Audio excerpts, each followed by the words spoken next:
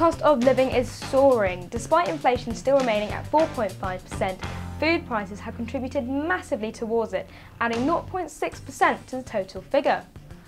So, with that in mind, now is the time to question whether or not you really need that named brand product.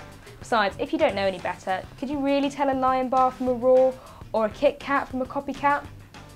Despite this, many people still refuse to buy supermarket-owned brand products because they're under the impression that they're not as good quality, but they can be just as good for a fraction of the price.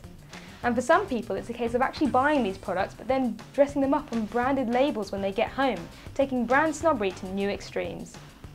However, more than 2/3 of people believe own branded foods are just as good, and half think they're identical in quality. Almost 20% would say they're actually better than famous brands. So why go branded? Well, supermarket-owned brands often end up being much cheaper, 25% less or so, and it can be worth downgrading and experimenting a little. The most popular supermarket-owned brand products, such as toothpaste, tea bags, bread, butter and more, mean that your weekly shop could be significantly cheaper than buying branded products. The same applies to alcohol too.